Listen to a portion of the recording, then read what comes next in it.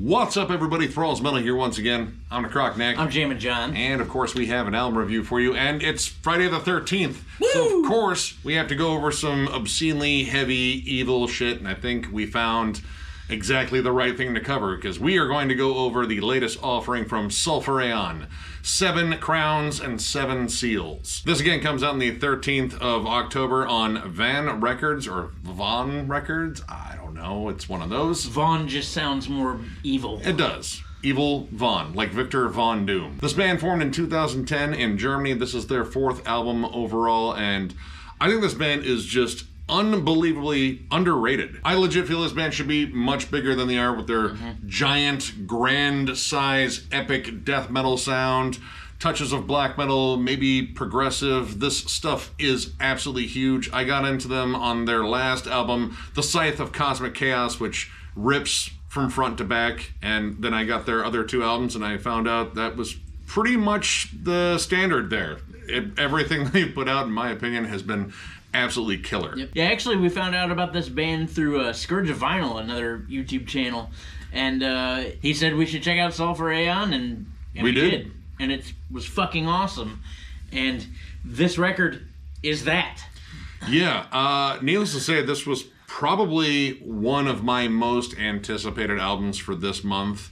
Again, I love their entire discography, and this band just knows how to write just epically evil, sinister sounding music that is both just heavier than hell, but also melodic and catchy and maybe bordering on progressive. And I don't know, there's just something about this band's songwriting style that is just amazing. Yeah, all very memorable too. Like from song to song, there's just such wonderful things you can pick out of everywhere.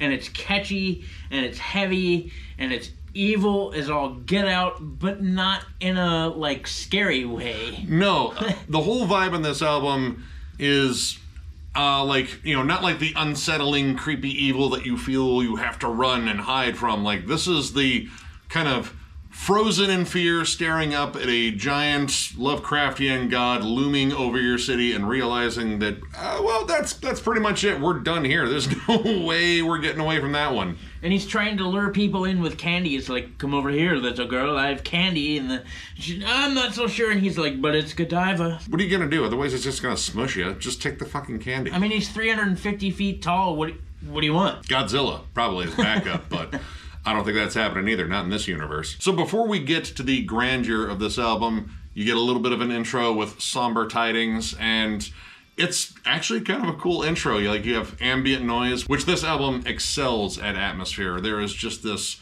sort of like mist or fog that kind of hangs over it. And then you get into this cool tapping melody. I was like, oh, that's very pretty. Yeah. And then you go full bore into Hammer from the Howling Void. And yeah, it's lights out, we're going. Blast beats, it's heavy, the vocals are sinister and dark, the drums are fucking throttling you. And at the same time, you're being greeted to just absolutely amazing guitar work. It's so full of melody, full, rich presence of this looming melody that's just all the time. Yeah, and the interplay between the guitars, like you have, you know, like really awesome tremolos that are layered with harmonies. There's tons of dissonance. There are big lumbering chuggy sections. And then there is just like, you know, like sort of interplay where you have like clean melodies squaring off against like kind of thrashier, faster riffs, or even like harmonies. Some of the harmonies on here have maybe like a little bit of a new album feel, like new wave of British heavy metal, for those that don't know that acronym. It has that sort of vibe, except they turn it and make it a little bit more dark. Like you don't necessarily get like the big soaring, triumphant, charging into battle sort of vibe you would get on like an Iron Maiden song. They kind of twist those harmonies and make them descend and sound a little bit more murky. But at the same time, they're very melodic. They're very catchy. And for as intense and just balls out as this album is, it is sublimely catchy, like on every track. Every track has some sort of, again, I said even in the beginning, memorable moments to it. Like the harmony tags that are in Arcane Cambrian Sorcery. Those make that moment in that song just overall memorable. And then something else I want to point out too, this record as a whole is epic. grandiose, because you'd think that all that, compare and contrast with the melodies and the harmonies and the guitar layering, you think it would sound chaotic, and it doesn't. It makes it sound so full that everything is just like, here we are. Oh my God. And props to the engineering and production on here, because there's so much going on, but it doesn't feel like cluttered at all. I will say that it does sound a little bit more compressed than the Scythe of Cosmic Chaos, but there is a lot going on here, so I think that compression kind of works, and it's really not sacrificing any heaviness on here. Not at all. In fact, this album is just balls out heavy. Arcane, Cambrian Sorcery, I think, is one of the heaviest tracks on there. The opening of it is just pure, unrelenting, just doom and gloom, and you have lost the fight right away. There are giant vocal chants, there are huge groaning bellows and growls, and then it gets into like some full-bore, insanely fast, blast beat driven, nasty, almost kind of black and death metal. Like, the riff work is just notably more aggressive on that song, and it bookends that awesome opening. So, you got, Crushed by Evil in the first 10, 15 seconds of that song. Guess what? You get re-crushed at the end. That's another good thing to bring up too, is the dynamic in the songwriting. They do such a good job to make, like a heavy beginning, and then the song goes for a walk a little bit, and then you end up with like these really somber, clean breaks. Like in the Yearning Abyss Devours All, it goes from this super heavy balls out section to this nice, like, clean ambient melody break, and then it ends on a really powerful note. And they do that throughout all these songs. Everything has an epic kind of build to it. Like, they such a great job in tension building, and just like, okay, it's coming next, and then they deliver. I do like the frequency of that whole, like, all right, we've built to a fever pitch here, let's drop it back down, maybe like isolate a guitar or something like that. Title track is an awesome example. It comes in heavier than hell, like a really good build-up, and the build-up to that song is, man, quite possibly the most epic thing on the album, and that's saying something because everything else is fucking epic. But how it builds up, it gets really heavy, like the chorus on there is this massive breakdown with these giant vocals on it. Like Paradise Lost. Oh my God, it's heavy, it's bleak, there are gothic synths in there, and then it drops out to an isolated, clean guitar, and you get these little clean harmonies. And when that clean guitar comes back, it comes back in a lead. Yeah. Like, in a lead in a heavy section, they're using a cleaner tone, and it's almost kind of like a bluesy, like something you would hear on like a Gary Moore album or something like that. And tonally, I don't know if it necessarily fits, but for me, like, it just kind of added to the just waves of amazing songwriting and the willingness to really just try some awesome dynamics in here, because even when they change like around in a song, like the transitions are generally just grand and lavish and very well thought out. And as if they could have ended the album with the title track, because respectively the last two songs, the title track and Beneath the Ziggurats, title track is 8 minutes and 55 seconds long, and then the last track is 9 minutes and 14 seconds. So like, they could have easily ended the album with the title track, but the last track, Beneath the Ziggurats, is the most gigantic, grandiose, epic song, and I say epic a lot throughout this entire I wrote it. Like, I wrote majestic, I wrote grandeur. A good example, I think, of how they use these soft melodic breaks to transition is done in this last song, because they do it easily 5 or 6 times, where it's just heavier than all get out, and then they let it break a little bit, and then it's heavier as all get out, and then they let it break a little bit.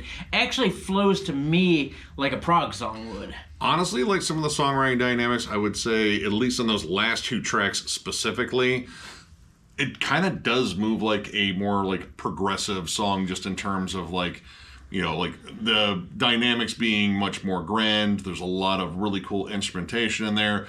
It's not like genre hopping or anything like that. It is really kind of just focused across the board in terms of creating this huge, massive atmosphere and these giant melodies. But in terms of how these songs are arranged and how like lavish and intricate they are, you could definitely make an argument that it's kind of progressive. Just imagine like a more progressive, like Behemoth and Nile working together with maybe Garia, and they all attended like the same, Lovecraftian book club, and like, this stuff's really cool.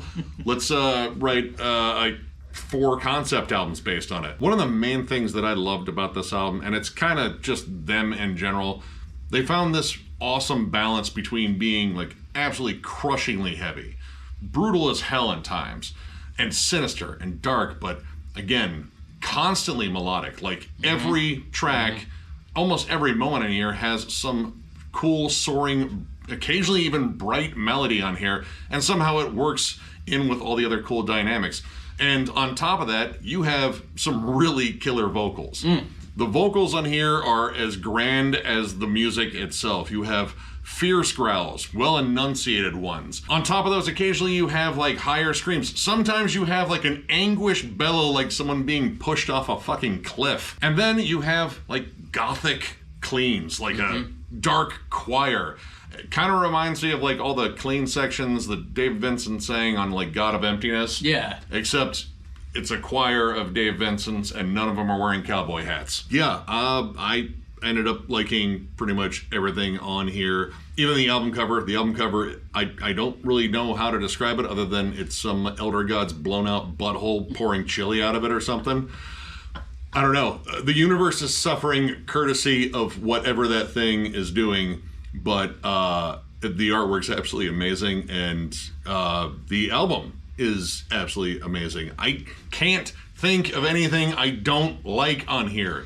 Like, initially I thought maybe it was a little too compressed, and then as I kept listening to it, I was like, no, I can hear everything, and everything sounds awesome. The songwriting is absolutely amazing.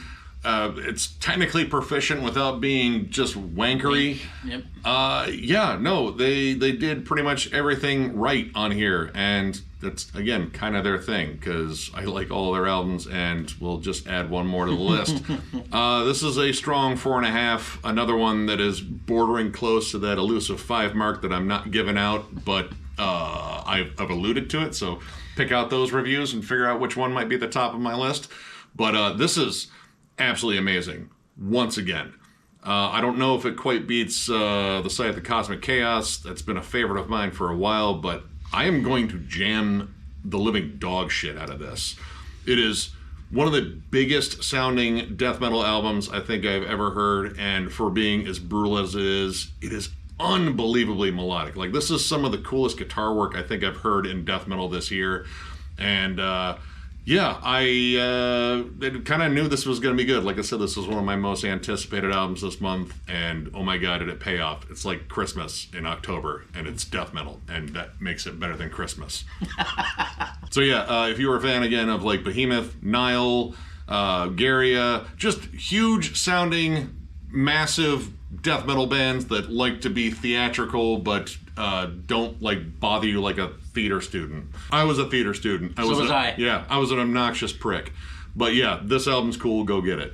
I, much like Nick in this case, don't have anything negative to say. Again, when it started, both of us were like, this is kind of compressed. But as you get through the album, like when you hit like the third song, you're just like, no, this sounds fucking perfect. And then I thought maybe I could knock it on the interlude. But as you get through this record as a whole, the interlude does perfect in setting up what this record is going to be, because the interlude, much like the rest of the album, just builds so perfect. Like, it starts off horrifying, and then it just gets epic and big, and it sets the pace for this epic, amazing album. The great use of atmosphere, nothing is overbearing.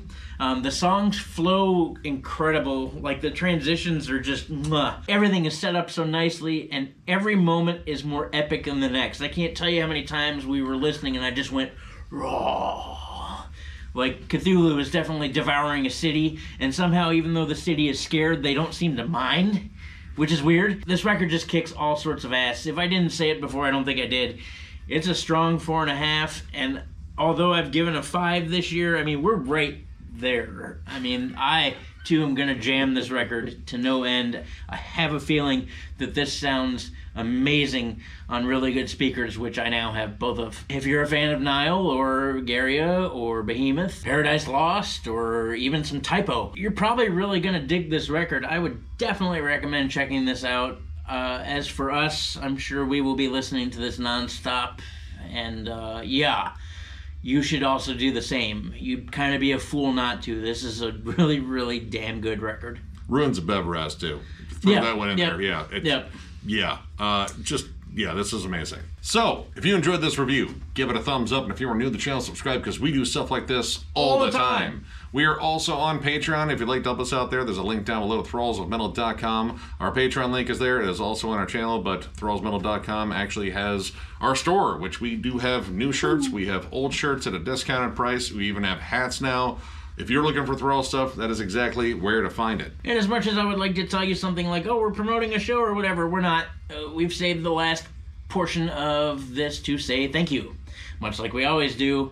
We appreciate you guys so much. Thank you for, sticking around with us all this time. You guys are truly the ones who make this fun to do, because we were going to do it anyway. But the fact that you guys seem to pay attention and watch and interact with us all the time, we greatly appreciate that. Thank you all so much for being a part of the Thralls family and making this more of a family. You're the real heroes here, because your patience is clearly infinite with us. And I'm just going to thank you one more time, and we will catch you later.